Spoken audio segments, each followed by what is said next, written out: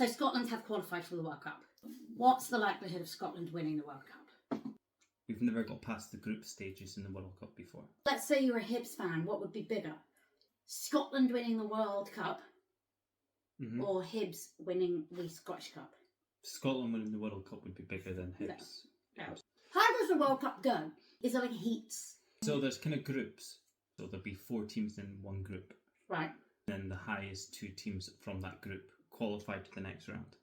So we could potentially get someone like Mexico. If that was the case, there's a potential for us currently to play Mexico in the first game of the World Cup. Where is that game being played? That'll be in Mexico. Let's say that's the case. Do you think that would be the most Scottish people at one time in Mexico if they do play that game in Mexico? There was a World Cup in Mexico in '86 and Scotland were in that. Was that the last time Scotland qualified for the World Cup? No, '98 was. Oh, right. Right. Yeah. In '86 there was a World Cup there. During that time, 60s, 70s, 80s and then 90s, there was just a kind of expectation for Scotland to qualify for World Cups. It wasn't Oh, is there not now? That's mean. Now, there is something I noticed when we went to the who did we go, Hibs and Hearts game, at the risk of pissing a lot of people off. It was really looking like Hibs weren't going to win, right? And they didn't. But a lot of Hibs fans left before the end of the match. Aye, that's a common thing to do for most. I would be so offended if I was a Hibs player. I would be like, no, don't come. If you can't support me at my best, at my worst, you don't deserve me at my best. Yeah, so like, Marilyn Monroe said that. Yeah. Yes. Imagine if you're a Hibs player and you've had a really bad game and you're looking at the audience like you're one beam of hope that you know that who will support you no matter what, even if you lose miserably. And then they're like getting up But leaving. The fans have paid money. If there's a shite game of football, they're entitled to leave it. If their team's getting pumped, they can leave. What if those 2 crazy end goals in the World Cup Qualifier. Yeah. Oh, okay, not World Cup. When is the World Cup? June. So Scotland, they scored the first goal, yes? Then everyone got really excited. Then, was it Denmark they were playing? Yeah. Denmark scored. Everyone was sad. Then did Denmark score again? No, Scotland went 2-1 up. So Scotland scored twice. Yeah. And then the third goal meant, okay, now we're in the lead and at this point we're going to the World Cup. Mm-hmm. Who scored the third goal? Kieran Tierney. Yeah. Who is the guy with the bum and the legs? John McGinn. Did he play? He played, yeah. Did he score? He didn't score, he was just... What about the blonde lad? Scott McTominay. No, he's not blonde, is he? I think a dirty blonde. The blonde ponytail guy. Blonde ponytail. No, that's Erling Haaland. Doesn't he play for Scotland? I wish. He's Norwegian. Why do we talk about him a lot? Well, I like him, but also Norway qualified for the World Cup as well, and it's the first time since they've qualified since '98. What an interesting. Yeah. What if Scotland and did you know he plays for Norway? What if they end up playing together against each other? Last time we were in the World Cup, actually, '98, Norway were in our group. What's the likelihood of Norway and Scotland being in the final? Well, fucking no chance. Well, not with that attitude. Yeah, that would be. I mean, it would be one of the biggest shocks in football history, if not the biggest. Why is the World Cup being held in like 3 different places? Is that always the case? No, it's been obviously it'll be on like one country or 2.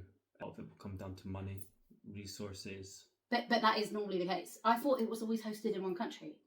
Well, the World Cup and the Euros have they've fluctuated. Like, I remember Austria and Switzerland had the Euros.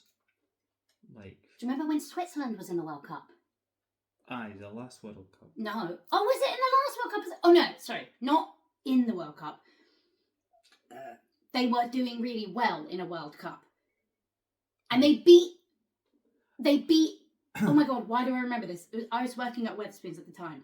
They beat Spain and then Spain went on to win the World Cup? Because I was going around being like, well, technically, Switzerland beat Spain and then Spain won. So Switzerland beat the winner. So technically, Switzerland won the World Cup. That year. I mean, I'm pretty sure they didn't get medals for that, but I got a Swiss football T-shirt. Nice. Where is it? I lost it. Also, the whole thing about peaking too early in World Cups.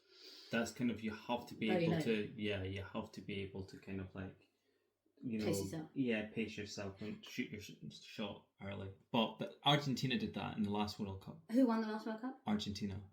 But they blew their load. They were pish at the start. Oh, so they were the really opposite. bad. So but that's kind of what kept expectations low. No, I wouldn't say deliberately. It was just that it's like you want to build up form. It's the same with anything. Like Olympians do that every 4 years for the Olympics. They want to taper and have a form of training that once it gets closer to the Olympics, they're at peak performance. Like bodybuilding. Yeah. No, actually. Well, I mean, any competition, I guess. I know, but bodybuilding is not about performance. It's about aesthetics. Well, aesthetically, that you want them to look their best. Yeah, you had at a competition. Yeah, rather than a couple of weeks prior to it. Yeah. So everybody always thought that when I was in peak week, which is like your week of competition, they were like, how much can you lift? How strong are you? And I'd be like, I'm exhausted. I couldn't lift a can of Coke, I don't think. But we had, how much can you lift? How strong are you? And I'd be like, I'm exhausted. I couldn't lift a can of Coke, I don't think. But we had manipulated my water intake and my salt intake so that on that day I felt the worst, but I looked the best. So I was like dry and emaciated, and I'd had like a glass or 2 or 3 of white wine the night before, and after no alcohol for like 30 weeks, you are quite... So I was very hungover the day I did the bodybuilding competition, but I came 4th in Britain. So yes, so as a sportsman myself, I can see how professional football players do. Yeah, well, getting back to Scotland. How long do they have between each football match? Like, do they get recovery periods? And if so, how long? They can do it within 3 to 4 days. You'd have days. But then you have to travel in that time, maybe. Yeah. Well, let's talk about the Ashes. Now, the Ashes baffled my mind because, first of all, I thought everybody played, and you said no. No. Who plays again? Australia and England. Right. And then when it's called the Ashes, first of all, I'm so autistic that normally I assume something's literal and it's not. However, I assumed that the Ashes was not about any actual ashes, and I found out I was incorrect, and I should have taken that a bit more literal. The Ashes is about some ashes, and I assumed surely some important person to do with cricket or something. No, we're getting off topic with the cricket. Yes, that's what I was going to ask. So the third goal was scored by McTominay, is that right? No. McTominay scored the first in the first couple of minutes, the overhead kick. So did someone score 2? No. Why did I think someone scored 2? No. Who scored the second goal? Shanklin. Could you say who shanked it? No. Doesn't shank mean like lob? No, shank is a golf term. Oh, what's like a name for like if you kick it really far? Well, is it Hail Mary? That's in American football. He lobbed the keeper, basically. If he lobs a keeper. Look at this. Punt. Okay. You say punt. Okay. So the third one, what was that? The third one was the ball that came. Was they actually 1, 2, and then in. The Danish defender player shanked it. He tried to miskicked it, and then KT walked onto it and just bent it around everyone. Who's KT again? Kieran Tierney, but he's known as KT. Okay. KT effing. Yeah. We'll get back onto this topic. And the fourth, the one that the who was the man who was the person, the man, the you do manager who was like, no, I told him not to do that, and then he did it. And Steve Clark. Yeah. At that time, you want to just have possession and run it into a corner to like. Which they did do for a little bit. Well, yeah, they did, but then the ref decided they wanted to add extra couple of minutes. There was loads of other minutes. Yeah. Why? Who can just decide that? The ref can to an extent, but I mean, if you give 6 minutes added time, and then within that added time, there's stoppages, it means that you're not actually playing the 6 minutes. So there is a little bit, but the ref was taking the piss. Like, did anyone get any free kicks? yeah, there were loads of free kicks. Games normally have free kicks. Did I watch this? The game? No, I came in here to sit with the kittens because I thought if Scotland scored, you're going to scream and they're going to be very scared. Yeah. See, my problem with football is it's too stressful to watch. Deep down, I don't really care who wins. Like, it's not going to affect my life. But I know if I cared so much, even watching that Scotland game, like, I knew how much you cared, and I couldn't watch because it was too, like, anxiety-inducing. Like, and then 1 minute you think you're safe, and you're like, oh, sweet release. Like, yes, we've scored. And then the next time it's too much. But that's what I find is But that's the what issue. people love about sport. That's why people. They should try anxiety. What's the state of Scottish women's football? I'd quite like to see a Scottish women's game. Have you ever watched a Scottish women's game? Yeah, there's the Scottish League, Women's League. How's that? Good. Hibs. The Hibs ladies won the league last year. Did they? Yeah.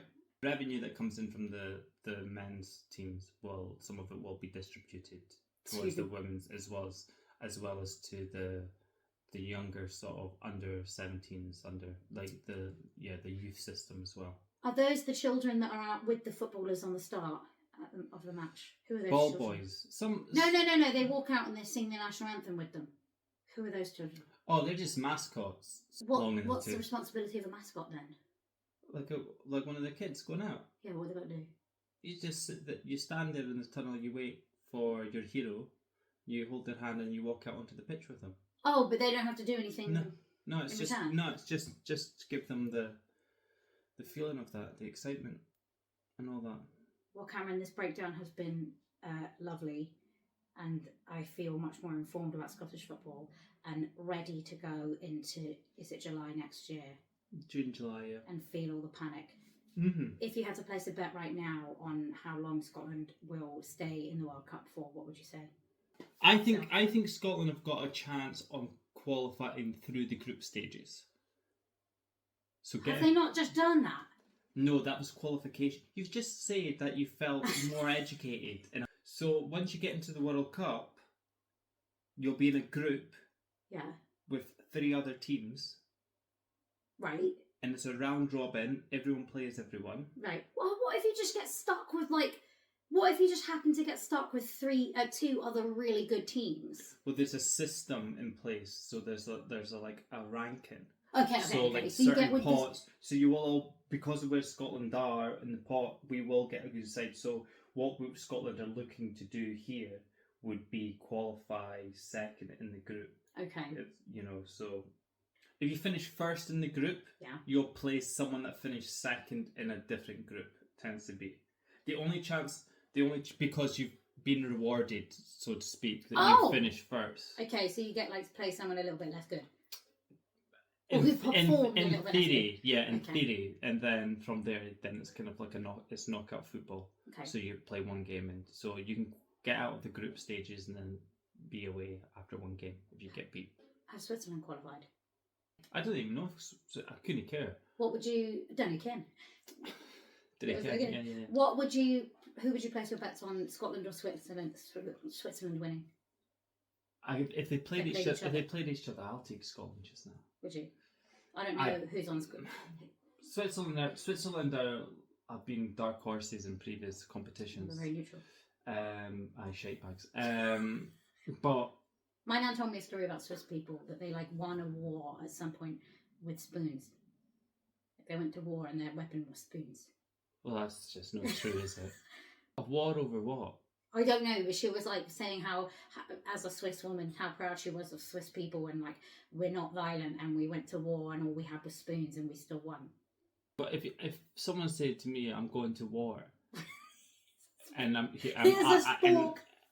sounds like it's up there with, even though the emu wars with New Zealand. What emu wars in New Zealand? Well, that's a real thing, but that was during World War II or something like that. Well, they went into war on emus. No, against the New Zealanders. If I went to a Scottish match, and if I was cheering, for example, if a ball goes close to the ref in the Scottish goal, right? The ref in the Scottish goal. No, not ref. What's the one? Goalkeeper. What would you say? You'd be like, ref, and then you'd say something. What, as in like... Get to fuck. I get to fuck. It's... And what are some other, like, good... If I went... Let's say I went to a Scottish World Cup match, what would I need to be armed with in terms of Scottish phrases? I mean, if I wanted to be like, yeah, go for it, McTominay, how would I say that in Scottish? Like, Monty fuck Scotty. Monty fuck. Monty fuck Scotty. Monty. People will always say about the 12th man. Mm-hmm. 12, so 11 players in a team, but the 12th man is known as the fans themselves. The fans give that bit of energy. Well, the 12th man shouldn't leave before the end. He's bored. Yeah. Just Scottish phrases. I mean, obviously because of your accent, it's going to stick out a little bit that potentially no Scottish. So should I try my Scottish accent? No, I think just you can impersonate my mum and give me something to say in Scottish. To use in a football game. Yeah, so I can repeat it. You'd say, well, the getty fuck. Getty fuck. If you say something like stop the cross. Stop the cross. Aye, but your foot. That was good. Yeah, or like your bucking hoodie. Your bucking hoodie. What's happening with your mouth? Well, if you were a Scottish person and you wanted to make an exclamation on how good a match was, what would you say? If I was like, Cameron, what do you think of that game? Like an expression to be like, oh, it was great. Scottish people normally just put a swear in front of it. Fucking brilliant, man, you ass. Okay. Mon. Okay. And what about if it was terrible? Pish. Pish. Pish. I forgot about that. That's my favourite expression. Pish. Pishy a bit jobby. We were just jobby. John McGinn said that after one of the games we won in the qualifier. You can use jobby as an adjective. Yeah. Can you? If you're playing jobby. Oh, I played jobby. Oh, so it is just like jobby. shite. Aye, shite. Why they say jobby? How do you mean? Like where's it come from that means turd? I think it must have something to do with like I'm away for a job and I've got a job to do. Oh, that's very good. Now there's one expression for taking a pee that I always got told why it was called that and then always forgot. So like on set, especially when we were doing skins, because I think just a lot of people needing a lot of peas, they would say, oh, she's going for a 10-1. And it's something about it means loo or something. I remember when I found out why they say a 10-1, because I think a 10-2 is a poo. 10-1 is I know 10-1, you're like, oh, where's Megan? Oh, she's 10-1. So that they wouldn't have to say over the radio, oh, she's taking a pee. Have you ever heard that expression? I've never, but also... I've only ever heard it on set. Aye, in Europe. No, it's not an army phrase. There was a thing in, was it Surf and Turf? I still don't get the joke, but there was a bit where Effie says to Pandora that surf and turf means sex. And I don't know if that's something I didn't get that joke. Like, was she lying to her? Is that an expression they use in Bristol? Was it just the writers being like, oh, this is going to be a thing, but in Skin, surf and turf means sex? Yeah, I didn't get that. Neither did I. To this day. Don't get that. There's one more thing I'd like to cover before we end this. Scottish people, some of them are like secret Scots. Like Richard Gadd. He's Scottish. But there's some Scottish people that just don't have a Scottish accent. Mm. But they're like full Scottish. Their mum and dad's Scottish. Like they lived in Scotland. How did that happen? I think it's probably down to what people's perception is of a Scottish accent. So they'll normally think of maybe something like a... Is that me being an English flood? A little bit. But it's more to do with like, they'll always think of a Glasgow accent. Yeah. Well, yeah. So it's just different like I'm a mix between an Edinburgh and a Highland accent, so my accent doesn't really belong anywhere. Okay. And here, like, I probably... But, yeah, but you can tell you're Scottish. Yeah, but I think... Richard Gadd, would you have been able to say he was Scottish? In Baby Reindeer? Yeah. Yeah. I can't really think about... Can you mind? Aye. You wouldn't really can't say I can't mind. Does that mean I don't You know? could, I guess, but you would say I didn't can. Didn't ken. Okay. I don't know. And canny mind is I don't mind, and Denny ken is I don't know. Is that right? I can't mind. Yeah. It's like I can't remember. Oh. I can't mind that. No, I think sometimes certain areas in Edinburgh have softer accents, more neutral. But to the point that you wouldn't know that, like, let's say, like, English people probably. Would you say in Edinburgh it would be fairly easy for an English person to, like, not realise that someone is from Edinburgh? I feel like it'd be very hard not to know someone's from Edinburgh. But then I had no idea Richard Gadd was Scottish. There are a few people. Who else did we... Oh! My mum in Skins. I think her name's Ronnie Ancona, but she played the Fitch mum, and the dad says something about, like, Scottish people. Yeah, but about I think... her. But that's more down... Doesn't sound Scottish. That's more, like I said, that's more down to region. So... Would you have said she was Scottish? Lie. Would you? Yeah. The accent, as far as I remember the accent she's got in Skins is Scottish. Or maybe I am just being a stupid English bud. Do Highlands people not say Huron? No. Oh, so it's Edinburgh that pronounce the R. There's just certain areas, not just Edinburgh. There'll be other places, certain areas in Scotland. You told me about definitely, and I didn't believe it. Definitely. But then I heard your people aunt. People actually, definitely. So it's really weird to me that people think of, like, English RP accent as, like, the posh accent, because if you think about it, Scottish people, particularly like the Edinburgh, say all the letters, but I don't think... I'm pretty sure that Inverness was voted the best accent in the UK. Like, Glasgow accent's quite nasally. Like, I find Glasgow accents so hard to understand. I think because I have an auditory processing disorder, so they often speak quite fast. Yeah. So not only is it quite a thick accent, it's really fast. So my you can get that. Brain is like... You can get that in Edinburgh as well. It just depends on where. If certain areas in Edinburgh. I have got that in Edinburgh. And that accent can be a lot quicker, a lot more Scottish. Okay. You lean into it a bit more. Going chummy to the shops and stuff, like they'll say stuff that's very. Like, so it's like phrases, not necessarily words. Well, if you have phrases and then the way they say words, like dinna ken and windy and all this sort of stuff, you know, they'll say it so quickly because you just. Yeah. It's people around them that speak the same way, so why they don't need to slow it down. Yeah. Makes sense. Here, I need to slow it down. I desperately need a 10-1. But thank you for the Scottish knowledge. Okay. I'm doing my best as an English person. You're getting there, yeah. You're doing your bit to educate. I appreciate it. Thank you. Anytime.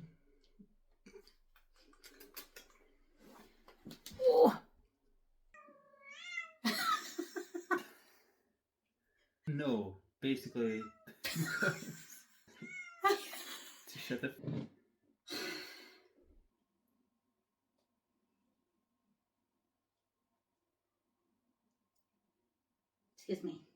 Excuse me. That's PAX finest. Thank you. Finest synthetics. No,